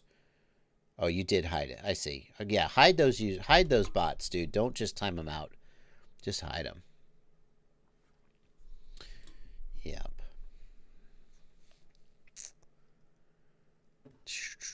Andy, thank you for €5 in the super chat. I like your videos. I'm from Germany, and due to Corona, I have so much time to fly. Yes. But my 6S lipos from Banggood were not delivered since 2 months. Yes. That's the thing. Like, if you need something in a particular time frame, don't buy it from Banggood. You're not guaranteed to get it in any particular time frame.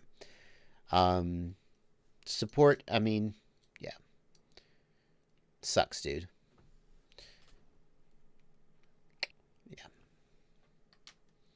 That's the other thing. As Ronbo RC says, Betaflight stock PIDs just plain work.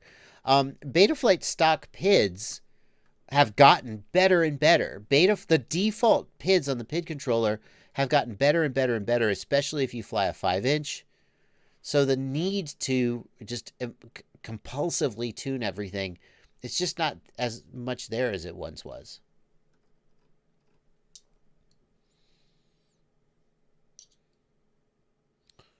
Is flying by yourself considered exercise during lockdown? Asks Alex Graham. Alex, the answer to that question depends on the specific restrictions of where you are. Like from what I hear in Italy, it's shut the don't leave your freaking house, you freaking, not for anything. There's other places where they say, well, you know, as long as you're alone and it's okay, and get some fresh air. So it's you have to decide what's right. Here's the guideline that I heard. Someone said, well, what if I do this? What if I need to do this? Is that essential? And someone, I was like, I'm not going to argue with you. Someone I know said, if the CDC knocked on your door and said, you've tested positive, tell me everyone you interacted with for the last 2 weeks, would you feel good about that list? Or would you be like, I kind of went to a birthday party. There were 40 people there. We all got in the pool. Sorry. That's a good guideline, I think.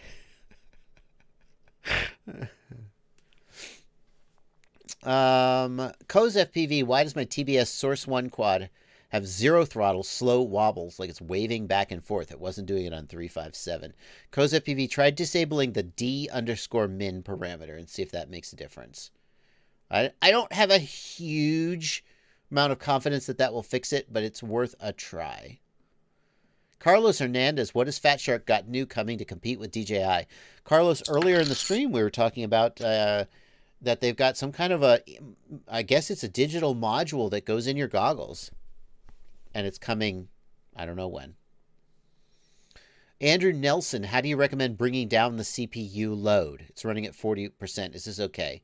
Andrew Nelson, anything under 50% is okay, so I wouldn't worry about it.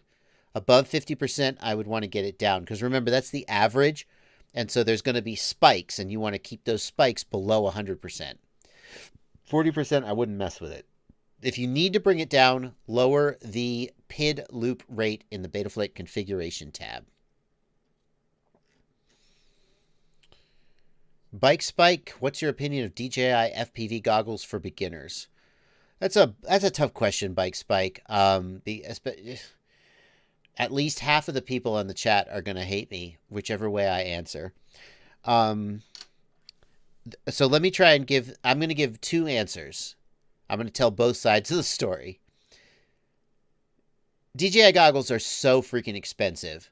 If you're a beginner who's just getting into the hobby, why would you spend hundreds and hundreds and hundreds of dollars on goggles and air units? You don't even know if you're going to like it. You don't know if you're going to be any good at it.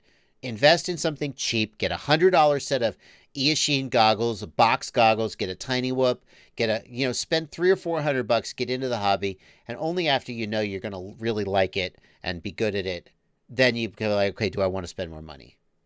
That's a good answer. But there's enough people out there with apparently just money falling out of their pockets. The kind of person who says, I'm a high-powered lawyer or doctor or whatever, and I just have more money than time. I want the best. Buy DJI. You're going to be, if you're into FPV and you know why analog is good, then you love analog and you're like, DJI, I don't know. But if you're Joe Schmo who has never flown analog looks like crap. And you look at DJI and go, clearly this is better. And you just want it, you like don't even know why any of us bother with analog. So if you have a ton of money and you want to get DJI is really freaking good. But the typical person on a budget probably shouldn't buy DJI right out the gate.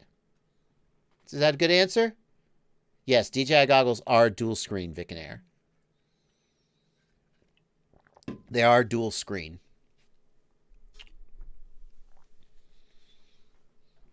Yeah.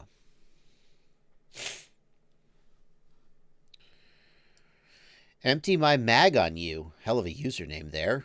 Empty my mag on you. Take it easy now. If you empty your mag on the first guy, what are you going to do about the second guy? No. 2 in the chest, 1 in the head, then wait. Assess. Don't empty your mag on the first guy. Give me a break. This is the American stream. I could say things like that. If this was Sunday and the Europeans were watching, they would be horribly offended. America. 2 beta FPV meteors have huge vertical black lines in the video. All of my other quads are good. This only happens when I fly outside. I'm completely stumped. The huge vertical black line is the sun. I was lost until the very end of the comment, and then I got it. It's the sun, my man. Empty my mag. Tell me if it only happens right where the sun is. The sun is like blowing out your camera. Tell me if that's right. I don't know what the fix is. There's no fix for it, dude. But except a new camera. So, but tell me if it's the camera, if it's the sun. I think that's the answer.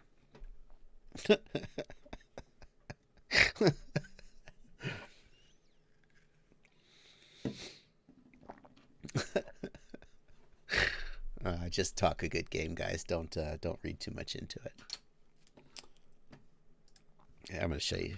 Whoa. Hang on one second. Hang on. I'm gonna show you guys something. You guys are in for a treat. Hold on. It's gonna take me a minute to find this, but you're gonna chuckle when you see it.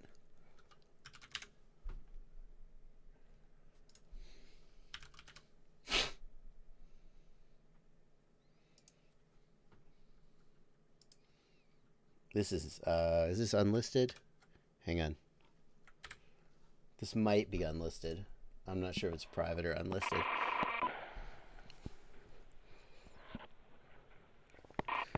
So that's me when I was like 24. I don't, probably a little older than that. Maybe not.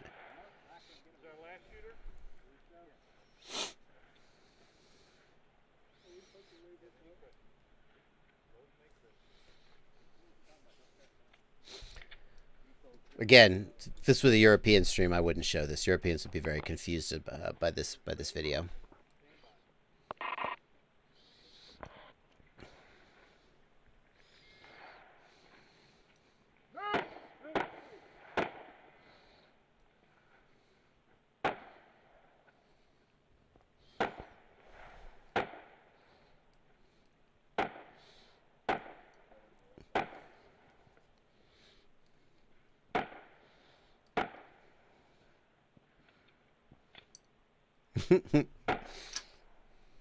IDPA, Kenneth. IDPA.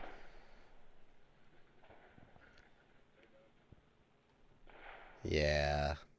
So a lot of things were different back then. I had the same hair though. I am left-handed, Mike Grimsley. I am left-handed. I've had this haircut for that long. But I can't wear those pants anymore. That was not good, by the way. If you've ever watched shooting contests, I did it for fun and for training, but I was never remotely competitive, you know. So it's a lot of fun though. It's a lot of fun. It's a great way to train. So much better than just shooting static targets. One of my favorite moments from that time is there was a internationally competitive guy. I can't even remember his name anymore, but he lived in Georgia, and in order to qualify for nationals, he had to win the regional. So he showed up and he shot the regional with all of us yokels, and of course he won. He won like by a mile. He was just so much better than all of us. But watching what he could do was insane. It was a real honor and pleasure to watch him get to shoot. Yeah, he was like John Wick level. Anyway, all right, we'll get back to the FPV stuff. Thought I'd give you guys a little treat here.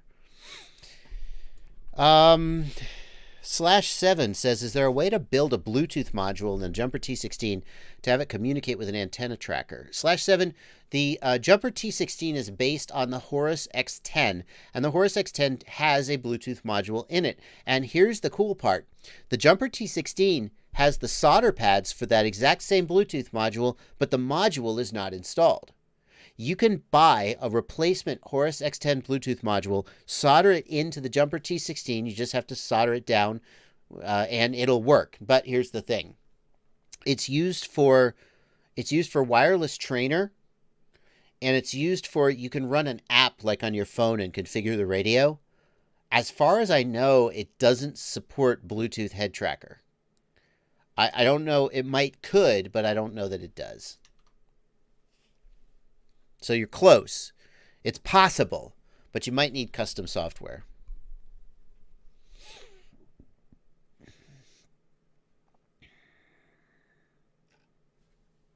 Yeah. Is it normal that my Betaflight says EEPROM saved? Was updating firmware and I just noticed it. Carl, some of the changes that you make are saved to the EEPROM memory in the flight controller. Sometimes when you hit save, it reboots. Other times it just saves the EEPROM. That's normal. Don't worry about it. Michael Smith, is there a way to add Bluetooth for the Tyrannus X90 Plus? I don't know about that, Michael. What I always do first is just Google and see if anyone else has asked the same question. It seems like some people have at least thought about it. Pardon me. I don't know the answer there. You can get telemetry out of the serial port. No, I don't think the X9. I don't think the X9D supports Bluetooth natively. Does Betaflight have a way to reverse motor directions? Asks Radiacon007. Betaflight cannot reverse the motors. You have to go into BL Heli. Copter flights, that's a good question.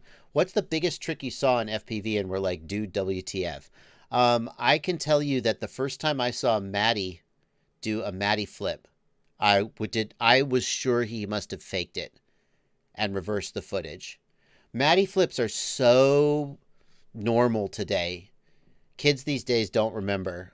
The first time he did a Maddie flip, and then at the end of that video, he showed the practice runs. He had a little behind the scenes, and I was like, holy crap, he actually did it.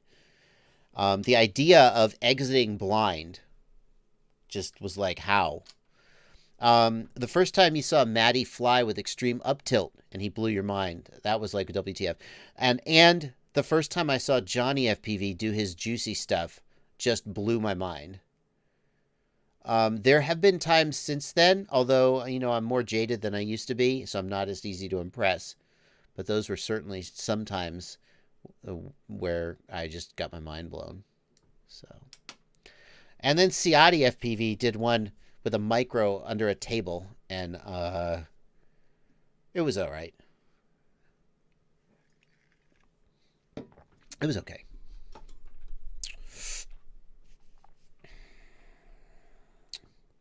Alep FPV wants to know if you should get the Crossfire Micro or save up for the light. Alep, to me, the Micro is way easier because you don't have anything hanging off the back of your radio. You get 250 milliwatts of output, and that's enough to beat almost any 5 gig video. So I just go with the Micro. I don't feel like the light is... you get up to 2 watts with the light, but like, what do you need it for? Maybe you feel like you need that extra output power, in which case go for the light. But I think the Micro that's the way I go. I think that's enough for most people. And it's way cheaper. Davies Biker wants to know, why does my 4-in-1 ESC take so long to flash? Davies, the best answer I could give you is that maybe the signal wire is a little corrupted or something, or maybe your USB is a little corrupted. Maybe try change your USB cable, or check to see if there's any damage to your signal wire. That's the best guess. The thing is, Davies Biker, it takes you 1 minute to flash instead of 14 seconds, but how often do you flash your ESC? Really? So maybe I would just be like, maybe I just live with it. I'm a lazy person at heart in some ways. I'm not lazy at heart, but I try and focus my energy where it's effective. And sometimes in life, you don't have to solve every single problem that's placed in front of you. Sometimes you go, I don't know. I'm moving on. Adrian Shkumbov, I notice you. Notice me, senpai. I notice you. 100 milliwatts burned ESC. I believe for 2.4 gig transmitters, 100 milliwatts is the max legal, but I'm not 100% sure about that. It depends on like the duty cycle. So...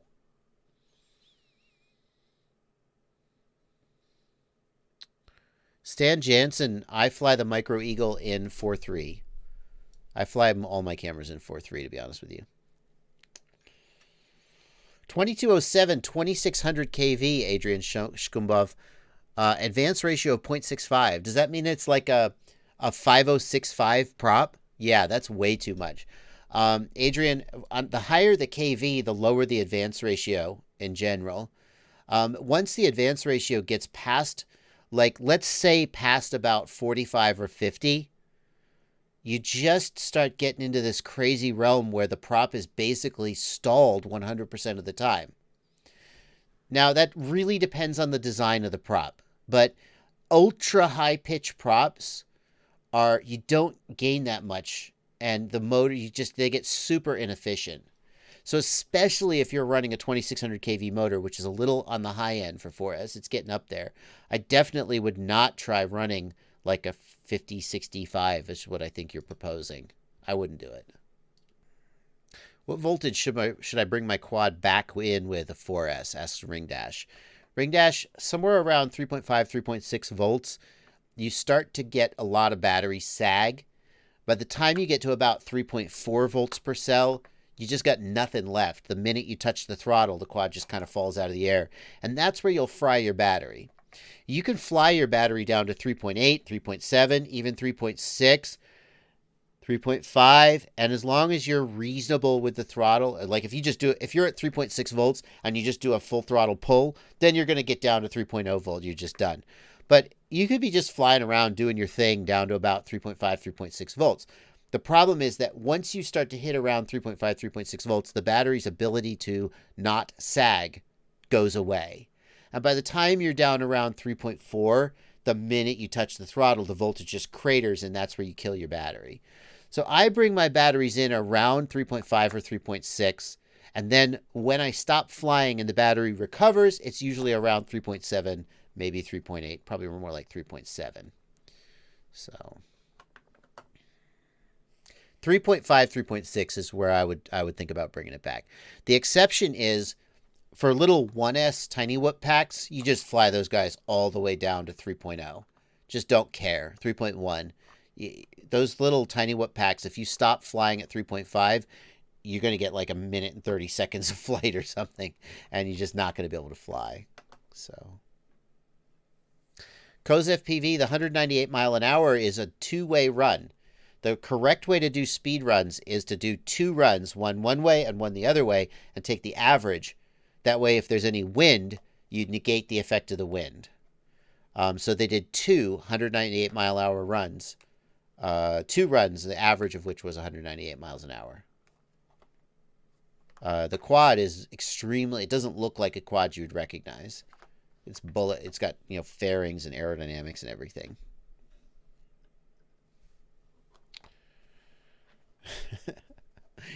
Super Deluxe, that's not the kind of thing I usually do for money. I don't usually let people pay me to put stickers up or anything like that. We're coming up to the end of the stream, guys. It's 9:56 p.m. We're going to be ending at 10 p.m. Aaron Ciotti, A-H-R-E-N, Aaron, except that's not how he says his name. It's Aaron. So you'd think it would be spelled A-A-R-O-N, but it isn't. I don't know why. Don't ask his mother. He's going to be coming on at 10 o'clock on his channel. He live streams after me every Sunday and Monday. Coming up on my channel this week, let's see what we've got. We'll take a look at my editorial calendar here. Tomorrow's video is why don't quadcopter pilots pitch forward? Why don't they push forward on the pitch stick? Oh, you ever think about that? Every time I post a stick overlay video, people ask that. So we're going to see that. Probably Wednesday, we're going to have that video about that 2700 kV quad. Thursday? Oh. New product roundup and giveaway. Wait a minute. What about the Tyro? I gotta push that. You guys will stick around for a new product roundup. But I got to get another Tyro 119 video out. Because I'm hoping to finish the Tyro 119 build series so that people who are following along can finish their freaking build. New product roundup and giveaway on Friday. When can I? And then 3 packs a day. We're going to continue the 3 packs a day experiment. So that's what's coming up on my channel this week. And Aaron Ciotti is going to be live streaming on his channel. He's going to start posting that link. So if you want to finish up here and then head over there at 10. Yeah. Prefix Cactus. Is there a preferred 2.4 gig protocol for owners of a multi-protocol radio? That's a very good question, Prefix Cactus. A lot of people would argue that FreeSky is not the best protocol, that it has latency issues. FreeSky receivers with their inverters, a Betaflight dev, I don't remember which dev it was, the Betaflight dev said that the inverters on FreeSky receivers are crappy in most cases and corrupt data, that if you actually do the uninvert mod on your FreeSky receivers, even if you didn't need to, that you would get less dropped packets. So some people say that FlySky is the best in terms of low latency and consistent link. But the reason I go with FreeSky is that FreeSky has the most sophisticated telemetry, and I like the telemetry. So, Jay Seahorn, did I miss your super chat? I apologize for that, man. There it is. Oh, dude, I did miss it. I'm so sorry about that, man. Let me get it. Jeremy Seahorn, thank you for $5 in the super chat. I almost missed it. Why does PID tuning in DJI OSD doesn't work? I have to hit the joystick 5 or 10 times to move the numbers. It won't save. Jeremy, are you sure that you've got the MSP protocol working right? Or maybe there's something like messed up with your wiring. But I would want to verify that the MSP protocol was working right. We'll talk about it more on the Discord, Jeremy, after I sign off, which I am going to do. Laterbuck has a telemetry module on his FlySky. Yeah, I know FlySky does support telemetry, but it's just not very well integrated with Betaflight. That's the thing. Oh my God. $10 super chat. Got to get this out of the way. I've got a Marmot that Armatan built with a Seal Racing F4S, but it's not reading my LiPos right. When I plug in a 5S, it only reads as a 4S. Pat Nolan, you need to adjust in the power and battery tab. Raise, maybe lower, the high threshold. In the power and battery tab, the high threshold is how it determines the number of cells. You need to adjust that because it's reading it wrong. That's what you should do. Okay, guys, it's 10 o'clock. I'm going to let Ciati take over. Ciati, post that link a couple more times so people can head on over if they want to keep entertaining themselves with your stream. That's going to do it for me this week. I will see you guys next Sunday. Stay safe out there. Wash your hands and stay in your freaking house. Your grandma is depending on you. Happy flying, everybody.